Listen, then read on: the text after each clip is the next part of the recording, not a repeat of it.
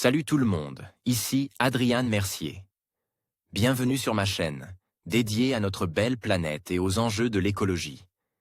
Si vous voulez en apprendre plus sur comment protéger notre environnement et adopter des gestes éco-responsables, pensez à vous abonner pour rester informé. Prêts à explorer ensemble? C'est parti. Bonjour à tous. Dans cette vidéo, je vais vous parler de la Pangée, ce supercontinent qui existe il y a des millions d'années. Nous allons explorer ce qu'est la Pangée, comment elle s'est formée et pourquoi elle est si importante pour comprendre l'histoire de notre planète. Restez avec moi pour découvrir les mystères de ce gigantesque territoire et son impact sur la géographie actuelle. C'est parti! La Pangée est le dernier supercontinent dans l'histoire de la Terre à avoir rassemblé quasiment toutes les surfaces continentales. Il s'étendait du nord au sud, plus ou moins centre sur l'équateur. Résultat de la collision des continents Laurussia et Protogondwana au Carbonifère, environ 340 millions d'années, la Pangée aura mis environ 200 millions d'années à s'assembler, avant de se fragmenter durant à nouveau 200 millions d'années. Formation. À partir de l'Ordovicien, 460 millions d'années, les différentes masses continentales vont commencer à se rapprocher, en lien avec la fermeture progressive de l'océan centralien. Les supercontinents en présence, le Protogondwana et le Laurussia, vont finir par entrer en collision durant le Carbonifère, menant à la formation d'une immense chaîne de montagnes, la chaîne hercynienne ou varisque. Au nord, la fermeture de l'océan Ouralien entraîne la collision de l'Aurussia avec le craton sibérien et un paléocontinent kazakhstanien. La formation de la Pangée se termine ainsi à la fin du Permien, soit vers 250 millions d'années. Ce supercontinent est entouré d'un immense océan nommé Panthalassa, qui représente l'ancêtre de l'océan Pacifique actuel. Un second océan, la Tethys, occupe le creux du croissant que forme la Pangée à l'est. Architecture du supercontinent Pangée Adrignola, Wikimedia Commons, CCBYSA 3.0. La chaîne hercynienne prend la forme d'une immense barre montagneuse s'étirant d'est en ouest au niveau de l'équateur.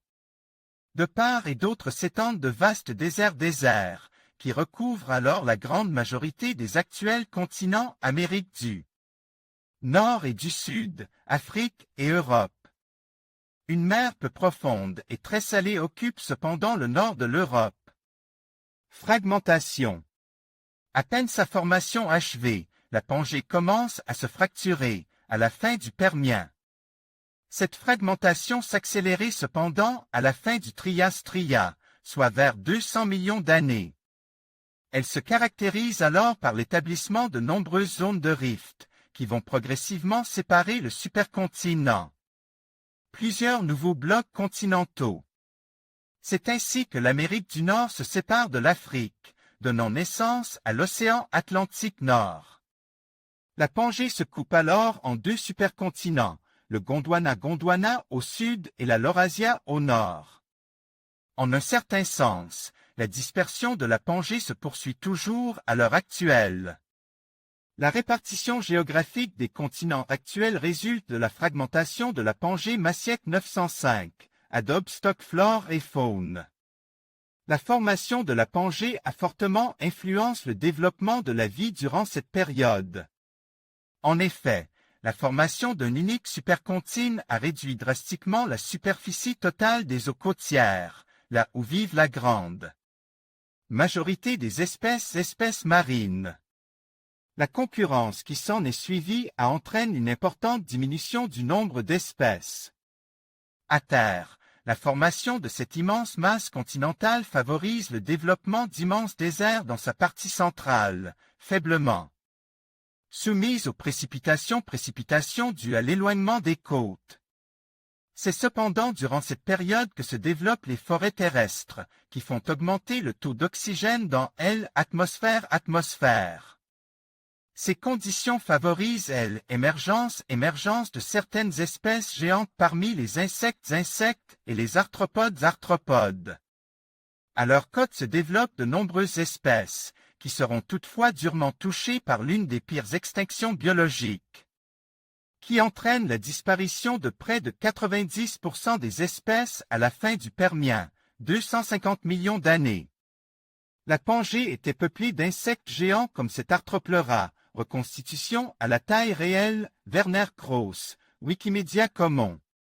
CCBYSA 4.0 Les dinosaures apparaissent par la suite durant la période du Trias, alors que le supercontinent débutait sa fragmentation. La fragmentation de la Pangée et notamment sa séparation en Gondwana et Laurasia va ramener de l'humidité dans les régions centrales arides et modifier les écosystèmes de ces zones. La dislocation du supercontinent va de plus entraîner de nombreuses modifications dans les courants océaniques, qui se multiplient. L'évolution des côtes favorise le développement de nouvelles espèces, qui vont se mettre à évoluer de manière indépendante les unes des autres lorsqu'elles se trouvent sur des continents désormais séparés. L'évolution du climat aurait également favorisé l'apparition des plantes à fleurs, qui dominent aujourd'hui le règne végétal. Pangée et théorie de la tectonique des plaques. C'est la reconstruction des continents actuels, et donc de la Pangée, qui a permis Wegener d'établir son modèle de tectonique des plaques. Le concept de Pangée apparaît en effet pour la première fois en 1912 et le terme en lui-même est proposé en 1920, en latin, Pangaea. Le mot prend sa racine dans les termes grecs pan, qui signifie tout, et gaea, qui signifie terre. Les reconstructions du supercontinent établies par Wegener sur la base de considérations géographiques, paléontologiques et climatiques s'avèrent relativement justes. Elles ne seront cependant pas acceptées immédiatement par la communauté scientifique. En conclusion, la Pangée représente un moment fascinant de l'histoire de notre planète, où tous les continents étaient réunis en une seule masse terrestre. Cette supercontinent joue un rôle crucial dans l'évolution des espèces et la formation des paysages que nous connaissons aujourd'hui. Comprendre la Pangée nous aide non seulement à mieux appréhender la géologie de la Terre, mais aussi à réfléchir sur les dynamiques des continents et leur impact sur la vie. Merci de nous avoir accompagnés dans cette exploration de la Pangée. N'hésitez pas à partager vos réflexions et à vous abonner pour d'autres vidéos passionnantes sur notre planète.